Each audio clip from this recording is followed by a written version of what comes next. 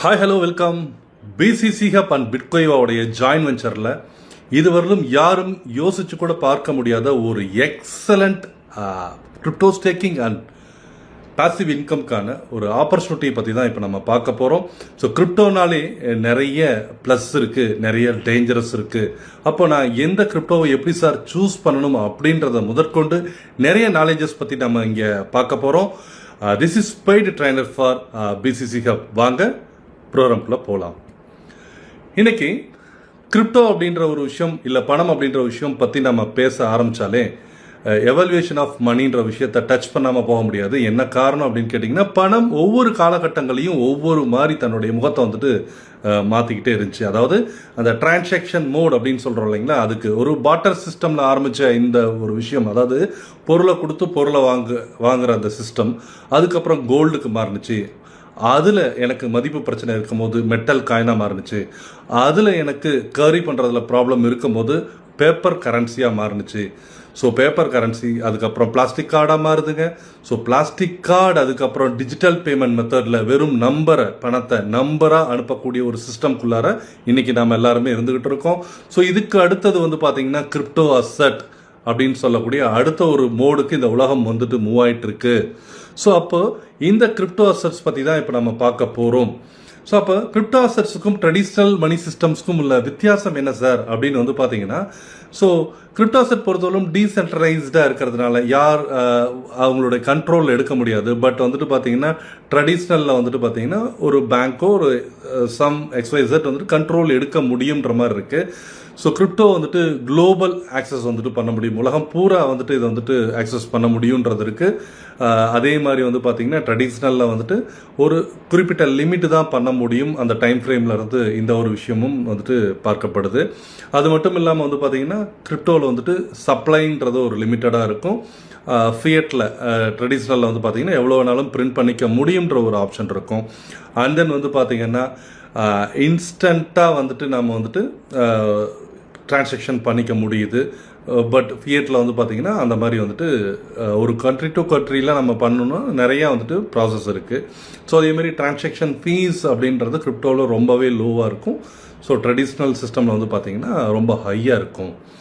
So and then கிரிப்டோவை பொறுத்தவரையிலும் இதில் என்னென்ன விஷயம் எதனால் சார் அப்படின்னு கவனித்தோம் அப்படின்னா, பிளாக் செயின் பேஸ்டில் இது ரன் ஆகுது. பிளாக் செயின் அப்படின்ற ஒரு விஷயத்த, இந்த வார்த்தையை நீங்கள் நோட் பண்ணிக்கோங்க. இன்னைக்கு அப்புறம் ஃப்யூச்சரில் நீங்கள் நிறைய அதை பற்றி கேள்விப்படுவீங்க. ஸோ எக்காரணத்துக்கு கொண்டும் எடிட் பண்ணவோ டெலிட் பண்ணவோ முடியாத ஒரு எக்ஸலண்ட்டான ஒரு சிஸ்டம் தான். அந்த சிஸ்டமில் டீசென்ட்ரலைஸ்டாக ரன் ஆகிட்டு இருக்குன்றது ஒரு மிகப்பெரிய ப்ளஸ் பாயிண்ட்டாக இருக்குதுங்க. எக்ஸ்சேஞ்ச் மூலியமாக அதாவது நம்ம இருக்கக்கூடிய கிரிப்டோவை கொடுத்துட்டு நம்ம எந்த நாணயமாக ஒரு கண்ட்ரியில் இருக்கக்கூடிய ஒரு விஷயமாகவும் லீகலாக பார்த்தீங்கன்னா சேஞ்ச் பண்ணிக்கவும் முடியுது. ஸோ அண்ட் தென் பார்த்தீங்கன்னா குளோபலாக இதை ஆக்சஸ் பண்ண முடியறதுனால ஸோ நிறைய விஷயங்களுக்கு பார்த்தீங்கன்னா நிறைய ப்ராப்ளத்துக்கு இது ஒரு தீர்வாக அமையுதுன்றதுல எந்த ஒரு மாற்று கருத்தும் கிடையாது. ஸோ அப்போது இதை மாதிரியான கிரிப்டோ தான் உலகத்தை நம்ம அடுத்த கட்டத்துக்கு கொண்டு போக போகுது. அப்படிங்கும்போது இதை பற்றின எஜுகேஷன் நமக்கு தரதுக்காக ப்ளஸ் ரொம்ப சேஃபாக இந்த பிளாட்ஃபார்மில் ட்ரைவ் ஆகணும் அப்படின்றதுக்காக கிரியேட் பண்ணப்பட்ட ஒரு ஆர்கனைசேஷன் தான் பார்த்தீங்கன்னா பிசிசி ஹப், பிட்கோயிவா கிரிப்டோ கம்யூனிட்டி அப்படின்னு சொல்கிறதுங்க. ஸோ இதோடைய ஃபவுண்டர் யார் அப்படின்னு பார்த்தீங்கன்னா மிஸ்டர் ராம். ஸோ அவர் தான் சிஇஓ. ஸோ மோர் தென் 10 years ஒரு எக்ஸலண்ட்டான ஒரு கிரிப்டோ எக்ஸ்பீரியன்ஸ் உள்ள ஒரு பர்சனாலிட்டி. ஸோ இவங்க பார்த்தீங்கன்னா பிட்கோயிவாவோட ஜாயின் வெஞ்சராக இந்த ஒரு ப்ராசஸில் இயங்கியிருக்காங்க. ஸோ யார் சார் பிட்கோயிவா? இன்னைக்கு நிறைய நபர்களுக்கு தெரிஞ்சிருக்கும். இன்னைக்கு பிட்கோயிவா எக்ஸ்சேஞ்ச் அப்படின்றது இன்னைக்கு ஒன் ஆஃப் த இந்தியாவில் டாப்பஸ்ட் எக்ஸ்சேஞ்சாக பார்க்கப்படுது. 2020 இதோட ஜேர்னி ஸ்டார்ட் ஆகுதுங்க. 2020 ஸ்டார்ட் ஆகுது. இப்போ கிட்டத்தட்ட 5th year கம்ப்ளீட் பண்ணி 6வது வருஷம் தொட்டிருக்காங்க. ஸோ இதுவே ஒரு மிகப்பெரிய ஒரு பாசிட்டிவான ஒரு சைனாக பார்க்கப்படுது. ஸோ அது மட்டும் இல்லாமல் பார்த்தீங்கன்னா இவங்களுக்கான ஒரு சொந்தமான coin, PCA coin, so token ஆக்சுவலாக. ஸோ பிசிஏ டோக்கனும் பார்த்தீங்கன்னா இருக்கிறத நம்ம பார்க்குறோம். ஸோ இங்கே பிட்கோயிவாவை பொறுத்தவரை ஒரு ஸ்டேக்கிங் ப்ரோக்ராமில் ஒரு கிட்டத்தட்ட ஒரு 61.5% வரலும் வருஷம் நமக்கான ரிட்டர்ன்ஸ் கொடுத்துட்ருக்காங்க. ஸோ ஒரு 250+ கிரிப்டோ அசட் இவங்க ட்ரேட் பண்ணிட்டு இருக்காங்க. ஸோ இதில் லிமிட் ஆகட்டும் சரி, மார்க்கெட்டு, ஸ்டாப் லிமிட் இப்படின்னு சொல்லிட்டு ஸ்பாட் அண்ட் பாட் ட்ரேடும் வந்துட்டு பார்த்தீங்கன்னா இங்கே ரன் ஆகிட்டு இருக்கு. இன்ஸ்டண்ட்டாக வந்துட்டு ஸ்வாப் பண்ணிக்க முடியும். ஸோ அது மட்டும் இல்லாமல் பியர் டு பியரும் வந்துட்டு பார்த்தீங்கன்னா அவங்க எனேபிள் பண்ணியிருக்காங்க. ஸோ பிசிசி ஹப்பில் வரவங்க அந்த மெம்பர்ஸ்க்கான எக்ஸ்க்ளூசிவ் ரிவார்ட்ஸ் இருக்குது. ஸோ ட்ரேடிங் ஃபீஸ் ரொம்ப ரொம்ப குறைவு. 0.20% தான் ட்ரேடிங்கான ஃபீஸாக இருக்குது. ஸோ பிட்காயினோட ஃபவுண்டர்ஸ் யார் அப்படின்னு வந்து பார்த்தீங்கன்னா மிஸ்டர் சந்தோஷ் குமார் ராஜேந்திரன். ஸோ அவர் தான் வந்துட்டு சிஇஓங்க. So mister Sasikanth Madheswaran, so CFO of பிட்கோய்வா.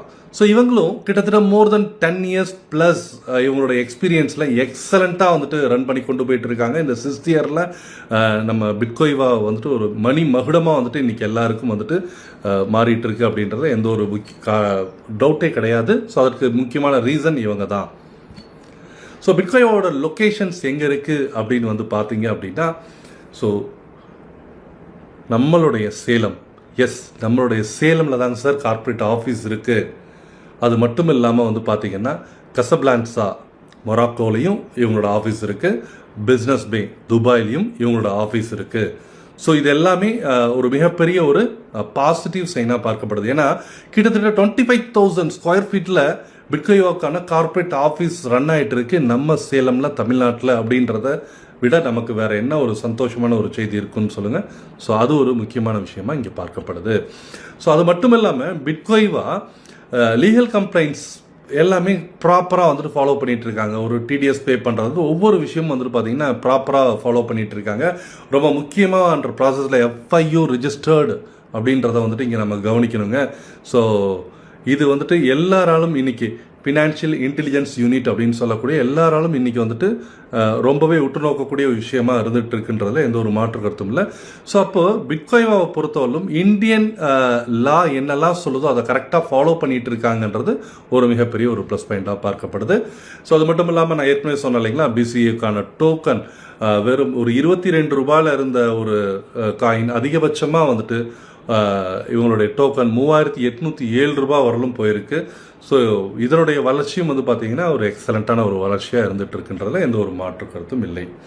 Okay sir, அப்போ நான் இந்த ஸ்டேக்கிங் ப்ரோக்ராமில் உள்ளே வரும்போது எனக்கு என்னெல்லாம் பெனிஃபிட் இருக்குது அப்படின்றதையும் நம்ம இங்கே பார்க்கலாம். ஸோ ஃபர்ஸ்ட் ஆஃப் ஆல் ஒரு சைக்கிள் இவங்க வந்து பார்த்தீங்கன்னா 360 days சப்ஸ்கிரிப்ஷன் பிளான் அப்படின்றது வந்துட்டு இருக்குங்க. ஸோ 360 நாட்கள். ஸோ இப்போ என்னுடைய சப்ஸ்கிரிப்ஷன் நான் ஆஃப் பண்ணி வச்சுட்டேன் அப்படின்னா மந்த்லி 4% ரிட்டர்னை வந்துட்டு பார்த்தீங்கன்னா எவ்ரி டே நான் எடுத்துக்கிட்டே வரலாம். இல்லை எவ்ரி வீக் எடுத்துக்கலாம், இல்லை எவ்ரி மந்த் எடுத்துக்கலாம். அது நம்மளுடைய விருப்பம் தான். ஸோ ஓவரால் இயர்லி 48% வருஷம் நமக்கான ரிட்டர்ன்ஸ் அப்படின்றது வந்துட்டு ஸ்டேக்கிங் ப்ரோக்ராமில் கொடுத்துட்றாங்க. ஸோ இதுவே நான் ஆட்டோ சப்ஸ்கிரிப்ஷன் ஆன் பண்ணிக்கிறேன், எனக்கு இந்த மாதம் எடுக்கிறது டெய்லி எடுக்கிறதெல்லாம் வேணாங்க, நான் வந்துட்டு காம்பவுண்டுக்குள்ளார போகிறேன். காம்பவுண்ட்னா ரொம்ப ரொம்ப ஈஸியாக புரிய வைக்கிறேன். ஒரு இன்வெஸ்ட்மெண்ட் நம்மகிட்ட இருக்குது அப்படின்னா அந்த இன்வெஸ்ட்மெண்ட்டுக்கான ஒரு ரிட்டர்ன் வரும் இல்லைங்களா, அந்த ரிட்டர்ன் அகைன் நம்மளோட இன்வெஸ்ட்மெண்ட்லேயே ஆட் ஆகி நெக்ஸ்ட் டே இது ரெண்டுக்கும் சேர்ந்து ஒரு ரிவார்டு வந்துட்டு ஜென்ரேட் ஆகும். ஸோ இதுதான் காம்பவுண்ட் மூலிமா. இந்த மெத்தடில் வரும்போது நமக்கு வந்துட்டு 5.12% மந்த்லி ஒர்க் அவுட் ஆகுது. ஓவரால் இயர்லியில் வந்துட்டு பார்த்தீங்கன்னா 61.5% வந்துட்டு ஒர்க் அவுட் ஆகிட்டு இருக்கு. ஸோ இதில் வந்துட்டு வித்ட்ராயல் அப்படின்றது வந்து பார்த்தீங்கன்னா லோடு இல்லை. ஸோ 360 days முடிஞ்சோன்னு நம்ம எடுத்துக்கலாம். ஸோ அப்படின்றத இந்த இடத்துல வந்துட்டு நம்ம பார்க்குறோம். ஸோ அப்போது எல்லா விதத்துலையும் நம்ம வந்து பார்த்தீங்கன்னா ரொம்பவே வந்துட்டு ஃப்ளெக்சிபிளாக நமக்கு என்ன ஆப்ஷன் வேணுமோ அந்த ஆப்ஷனில் வந்துட்டு நம்ம சூஸ் பண்ணிக்க முடியுது. ஸோ அது மட்டும் இல்லைங்க, இன்னைக்கு இருக்கக்கூடிய டாப் காயின்ஸ் எந்த காயின்ல வேணாலும் என்னுடைய ஸ்டேக்கிங் ப்ரோக்ராமை என்னோட இன்வெஸ்ட்மெண்ட்டை நான் கொண்டு போய் வச்சுக்க முடியும். ஸோ நான் ஒரு யூஎஸ்டிடியில் பண்ணணும்னு நினைக்கிறேன், எஸ் பண்ணிக்கலாம். இல்லை சார் நான் பிட்காயின் எனக்கு ரொம்ப பிடிக்கும், நான் அதில் பண்ணுறேன், எஸ் பண்ணிக்கலாம். பிஎன்பியில் பண்ணணும்னு நினைக்கிறேன், எஸ் பண்ணிக்கலாம். பெல்டெக்ஸில் பண்ணணும்னு நினைக்கிறேன், எஸ் பண்ணிக்கலாம். ஸோ நமக்கான ஸ்டேக்கிங் பெனிஃபிட்ஸ் வந்து பார்த்தீங்கன்னா இப்படி மல்டிபிள் காயினாக கொடுத்துருக்காங்க. ஸோ அப்போது நான் மந்த் ஆன் மந்த் எடுத்துக்கிறேன் அப்படிங்கும் போதுட்டு 4%, இல்லை சார் நான் இயர்லி ஒன்ஸ் எடுத்துக்கிறேன் அப்படிங்கும் போதுட்டு 61%, அதாவது 5.12% நமக்கான ஒரு ரிட்டர்ன்ஸ் தான் இருக்குது. ஒரு எக்ஸாம்பிள், நான் யூஎஸ்டிடியில் போகிறேன் அப்படின்னா எனக்கு என்ன ஒரு சேஃபர் சைடு அப்படின்னா பெரிய அளவில் அப்ஸ் அண்ட் டவுன்ஸ் இருக்காது. நான் காயினில் போகிறேன்னா எனக்கு கொஞ்சமாவது அதை பற்றின நாலேஜ் இருக்கணும். ஒருவேளை எனக்கு டவுன் ஆகிடுச்சுன்னா நான் அந்த ஃபியர் ஃபேக்டரில் வந்துட்டு இருப்பேன். இல்லை சார் எனக்கு வந்து யூஎஸ்டிடியில் நான் பண்ணுறேன், ஒரு எக்ஸாம்பிள் ஒரு 12 மாதம் ஒரு 10,000 USDT நம்ம ஸ்டேக்கிங் ப்ரோக்ராமில் வச்சுருந்தால் நமக்கு என்ன பெனிஃபிட் கிடைக்கும் அப்படின்றத வந்துட்டு பார்க்கலாம். ஸோ 4% அப்படிங்கும் போதுட்டு ஒரு மாத முடிவில் 400 USDT அப்படின்றது நமக்கான ரிட்டர்னாக இருக்கும். ஒரு உதாரணமாக 90 rupeesல வந்துட்டு கால்குலேஷன் பண்ணால் 10,000 USDT இன்ட்டு 90 கிட்டத்தட்ட ஒரு 9 lakhs நம்மளுடைய ஸ்டேக்கிங் ப்ரோக்ராமில் வந்துட்டு நம்ம கொடுத்துருப்போம். 400 USDT அப்படின்னா கிட்டத்தட்ட 36,000 rupees per month. ஸோ அந்த மாதிரியான ரிட்டர்ன்ஸ் வந்து பார்த்தீங்கன்னா நம்ம வந்துட்டு எவ்ரி மந்த் நம்ம வந்துட்டு எடுத்துகிட்டே இருக்க முடியும். Every month 400 USDT. ஸோ ஒரு வருஷம் முடிவில் கிட்டத்தட்ட 14,800 USDT நம்மளுடைய ஓவரால் ரிட்டர்னாக இருக்கும். இந்த இடத்துல நான் சப்ஸ்கிரிப்ஷன் வந்துட்டு பார்த்தீங்க அப்படின்னா நான் ஆன் பண்ணிக்கிறேன். சார் நான் என்னோட காம்பவுண்டில் நான் வந்துட்டு மூவ் ஆகிக்கிறேன் அப்படின்னு நீங்கள் விரும்புகிற பட்சத்தில் இயர் எண்டில் நம்ம எடுத்துக்க முடியும். ஸோ ஒரு இயர் எண்டில் என்ன கிடைக்கும், இந்த இடத்துல வந்து பார்த்தீங்கன்னா 10 year காம்பவுண்டோடைய கால்குலேஷன் கொடுத்துருக்கு. ஸோ ஒரு வருட முடிவில் எவ்வளோ கிடைக்குன்னா 6,155 6,155 USDTs வந்துட்டு நமக்கு ப்ராஃபிட்டாக இருக்குங்க. ஒருவேளை நான் ஒரு 5 வருஷம் இந்த 10,000 USDTயை ஒரு 5 வருஷம் நான் அப்படியே வச்சுட்டு நான் வந்துட்டு காம்பவுண்டில் விட்டுட்டேன் அப்படின்னா கிட்டத்தட்ட 1,10,000 USDTயாக மாறதுக்கான வாய்ப்புகள் வந்துட்டு இருக்குது. ஸோ அப்போது இன்னும் ஒரு 5 வருடம் சேர்த்து வச்சா எந்த அளவுக்கு ரிட்டர்ன் வரும்ன்றதை நீங்களே பார்த்து தெரிஞ்சுக்க இங்கே முடியுது. அது மட்டும் இல்லாமல் நான் எந்த காயினில் வேணாலும் நான் வந்துட்டு இதை வந்துட்டு காம்பவுண்ட் பண்ணிக்க முடியுமா அப்படின்னா எஸ், எந்த காயினில் வேணாலும் பண்ணிக்கலாம். ஏற்கனவே நான் சொன்ன மாதிரி USDTங்க. இல்லை சார் நான் வந்துட்டு பிட்காயினில் வச்சுக்கிறேன், ஒரு பிட்காயின் நான் வந்துட்டு ஒரு ஸ்டேக்கிங் ப்ரோக்ராமில் நான் கொடுத்து வச்சுருக்கேன் அப்படின்னா எனக்கு வந்துட்டு ஒரு வருட முடிவில் 1.615 பிட்காயின் கிடைக்கும். ஒரு சைக்கிள் 5 சைக்கிள் ஒரு 360 days இன்ட்டு 5 times நான் வந்துட்டு விட்டு வச்சுருக்கேன்னா கிட்டத்தட்ட 10.98 பிட்காயின் அப்படின்றது எனக்கு ரிட்டர்னாக கிடைக்குது. அதே மாதிரி தான் எத்ரியமும் சேம் ரிட்டர்ன். ஸோ இல்லை சார் நான் ஒரு 2 BNB இன்னைக்கு கிட்டத்தட்ட வந்து பார்த்தீங்கன்னா ஒரு 60,000 to 70,000 rupees வருது, ஒரு 2 BNB நான் வாங்கி வைக்கிறேன் அப்படிங்கும்போது ஒரு 5 years சர்க்கிளில் வந்து பார்த்தீங்கன்னா கிட்டத்தட்ட 21.96 21.96 பிட்காயின் BNB வந்துட்டு நமக்கான ரிட்டர்னாக கிடைக்குது. அது மட்டும் இல்லாமல் இன்னைக்கு தமிழ்நாட்டில் இருக்கக்கூடிய நிறைய கிரிப்டோ யூசர்ஸ் வந்துட்டு ரொம்பவே விரும்பக்கூடிய ஒரு காயின் அப்படின்னு கேட்டால் நம்ம ஃபஸ்ட்டு சொல்லக்கூடிய ஒரு விஷயமா என்ன இருக்கும் அப்படின்னு பார்த்தீங்கன்னா பெல்டெக்ஸ். எஸ், இந்த காயினை இன்னைக்கு சேர்த்து வைக்காத ஒரு கிரிப்டோ அசட்ஸ் இருக்கவங்களே இருக்க மாட்டாங்க. ஸோ இதை பற்றி நாலேஜ் தெரிஞ்சவங்க. ஸோ அப்போது இந்த இடத்துல வந்து பார்த்தீங்க அப்படின்னா இந்த மாதிரியான ஒரு டாப் காயின்ஸ் எல்லாத்துக்கும் ஒரு கம்யூனிட்டி சப்போர்ட் இருக்குது. அந்த மாதிரி தாங்க பெல்டெக்ஸ்க்கும் ஒரு எக்ஸலண்ட்டான ஒரு கம்யூனிட்டி வந்துட்டு ரன் பண்ணிட்டு இருக்காங்க.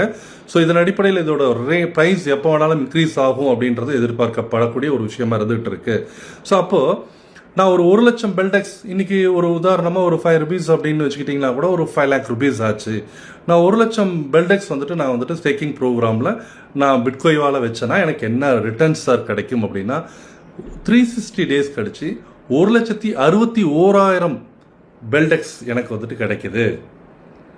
இதுவே அடுத்த ஒரு 360 days ஒரு 2 years அப்படின்ற ஒரு இதில் வச்சுக்கிட்டாலும் 2,60,000 பெல்டெக்ஸ், 3 yearsல 4,21,000 பெல்டெக்ஸ், 4 yearsல 6,80,000 பெல்டெக்ஸ், 5 yearsல 10,98,000 பெல்டெக்ஸ் வந்துட்டு நமக்கு அக்குமுலேட் நம்ம காம்பவுண்டில் வந்துட்டு பார்த்தீங்கன்னா எக்ஸஸாக கிடைக்கக்கூடிய ஒரு விஷயமா இருக்குது.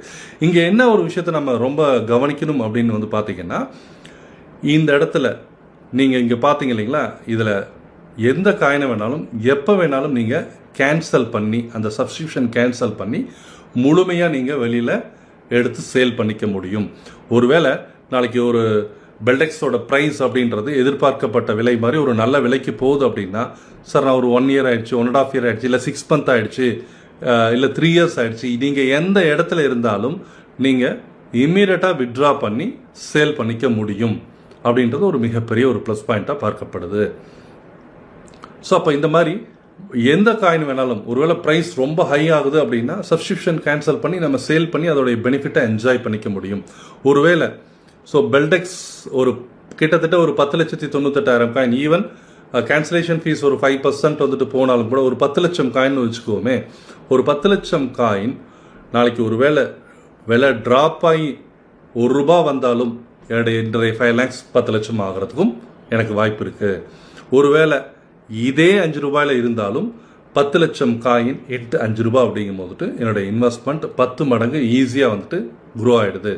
ஒருவேளை அவங்க சொல்கிற மாதிரி ஒரு எக்ஸலண்ட்டான ஒரு விலைக்கு போகும்போதும் நமக்கு என்ன மாதிரியான ஒரு ரிட்டர்ன்ஸ் வரும், அப்படி வரக்கூடிய இந்த ரிட்டர்ன்ஸை நாம் என்ஜாய் பண்ண முடியும்.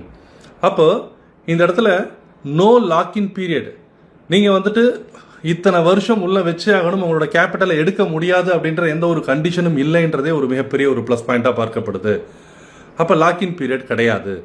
நான் எப்போ வேணாலும் கேன்சல் பண்ணி என்னோட இன்வெஸ்ட்மெண்ட்டை வெளியில் எடுத்துக்கிறதுக்கான ஆப்பர்ச்சுனிட்டி இருக்குது. ஸோ ரிஸ்க் ஃப்ரீ ஸ்டேக்கிங் போனஸாக எனக்கு இருக்கிறது. டெய்லி என்னோட ப்ராஃபிட் வந்துட்டு என்னால் எடுத்துக்க முடியுது. ஸோ பிசிசி ஹப்பில் நான் மெம்பராக இருக்கிறதுனால ஜஸ்ட் பிசிசி ஹப்போடைய வெப்சைட்டில் போயிட்டு என்னுடைய ரெஜிஸ்ட்ரேஷனை மட்டும் நான் பண்ணிக்கிட்டாலே போதும். ஸோ பிட்கோய்வாவில் நான் ஆல்ரெடி ரெஜிஸ்ட்ரேஷன் பண்ணிட்டேன். ஸோ அதுக்கப்புறம் பிசிசி ஹப்பில் போய் ரெஜிஸ்ட்ரேஷன் பண்ணிட்டாலே போதும். எனக்கு இன்னும் நிறையா வந்துட்டு பெனிஃபிட்ஸ் இருக்குது. அதுவும் என்னன்றதை பின்னாடி பார்க்கலாம். ஸோ அது மட்டும் இல்லாமல் பேசிவ் இன்கம் பெனிஃபிட்ஸும் வந்து பார்த்தீங்கன்னா பிசிசி ஹப் மெம்பர்ஸ்க்கு இருக்குது. ஸோ டீம் பெனிஃபிட்ஸும் வந்துட்டு பிசிசி ஹப் மெம்பர்ஸ்க்கு இருக்குது. எக்ஸ்க்ளூசிவ் ரிவார்ட்ஸ் வந்து பார்த்தீங்கன்னா பிசிசி ஹப் மெம்பர்ஸ்க்கு இருக்குது. ஸோ மல்டிபிள் கிரிப்டோ அசெட் வந்துட்டு சப்போர்ட்டடாக இருக்குது. ஸோ 24/7 கஸ்டமர் சப்போர்ட்டும் நமக்கு வந்துட்டு இருக்குது. ஸோ அப்போது நான் வந்துட்டு பிசிசி ஹப்புடைய ப்ரமோட்டராக இருக்கிறதுனால, நான் ஜஸ்ட் இதில் ரெஜிஸ்ட்ரேஷன் பண்ணுறதுனால எனக்கு என்னெல்லாம் பெனிஃபிட் இருக்குது அப்படின்றதையும் நம்ம பார்க்கலாம். எஸ், ஃபர்ஸ்ட் ஆஃப் ஆல் ஒரு ப்ரமோட்டர் உள்ள வரதோடைய நோக்கம் என்ன அப்படின்னு வந்து பார்த்தீங்கன்னா இன்கம் பண்ணுறதுக்கு. ஒரு இன்வெஸ்டர் உள்ள வர நோக்கம் என்ன அப்படின்னா நான் இன்வெஸ்ட்மெண்ட்டுக்கு உண்டான ஒரு நல்ல ரிட்டர்ன் எடுக்கிறதுக்கு. அப்போது ஃபர்ஸ்ட் பிசிசியை பொறுத்தவரைக்கும் ப்ரமோட்டர்ஸ் நீங்கள் உங்களுடைய செல்ஃப் இன்வெஸ்ட்மெண்ட் பண்ண வேண்டிய கட்டாயம் கிடையாது. 0 கேபிட்டல் ரெக்வயர்ட். எந்த ஒரு இன்வெஸ்ட்மெண்ட்டும் நீங்கள் செல்ஃபாக பண்ணணுன்றது கிடையாது. நீங்கள் இன்வெஸ்டர்ஸ்க்கு உண்டான ஒர்க் மட்டும் பார்த்தாலே போதுமானது. உங்களுக்கான ரிவார்ட்ஸ் அப்படின்றது வருது. அதனால தான் சொல்லியிருக்கு no risk only rewards. So அது மட்டும் இல்லாமல் ஏர்ன் த்ரூ ரெஃபரன்ஸ் மூலிமா நீங்கள் ஏர்ன் பண்ண முடியுது. பர்ஃபார்மன்ஸ் பேஸ்டு இன்சென்டிவ் இருக்குது. பாசிவ் இன்கம் ஆப்பர்ச்சுனிட்டிஸ் இருக்குது. நீங்கள் 24/7 ஏர்னிங் பொட்டன்ஷியல் இருக்குது. இதை பற்றி இன்னும் டீட்டெயில்டாக நம்ம பார்க்கலாம். ஸோ இங்கே ஆஸ் அ ப்ரமோட்டராக ஃப்ளெக்சிபிள் ப்ரமோஷன் வித்தவுட் லிமிடேஷன். அதாவது நான் ஏதோ ஒரு காயினை தான் ப்ரமோட் பண்ணுமா சார் அப்படின்னு கேட்டால் கிடையாதுங்க. நீங்கள் எல்லா காயினுமே, ஸோ பிசிசி ஹப் அண்ட் பிட்கோய்வாவில் இருக்கக்கூடிய எல்லா காயினுமே நீங்கள் ப்ரமோட் பண்ண முடியுது. சார் நான் ஏதோ ஒரு குறிப்பிட்ட ஒரு காயினை ப்ரமோட் பண்ணும்போது இருக்கக்கூடிய ஒரு ப்ராப்ளம் என்னன்னா, அந்த காயின் வந்துட்டு எனக்கு விலை ட்ராப் ஆனாலோ இல்லை ஏதாவது ப்ராப்ளம் ஆனாலோ ஐ ஆம் த ஆன்சரபிள் பர்சன். ஏன்னா அது ஏறும், இப்படி ஆகும், அப்படி ஆகும், பினான்ஸில் லிஸ்டிங் ஆக போகுது, இல்லை அதாக போகுது, இதாக போகுதுன்னு ஏதோ ஒரு ஸ்டோரி வந்துட்டு நம்ம சொல்லியிருப்போம். பட் அது நடக்காத போது ஒரு ப்ராப்ளம் நம்ம ப்ரமோட்டர்ஸ் வந்துட்டு ஃபேஸ் பண்ணுவோம். பட் ப்ரமோட்டர்ஸை பொறுத்தவரைக்கும் இங்கே என்ன ஒரு ப்ளஸ் பாயிண்ட் அப்படின்னு வந்து பார்த்தீங்கன்னா, நீங்கள் எந்த காயினையுமே ப்ரமோட் பண்ண வேண்டிய தேவை கிடையாது. அதை இன்வெஸ்டருடைய விருப்பத்துக்கே நீங்கள் விட்டுறலாம். அவங்களுக்கு நீங்கள்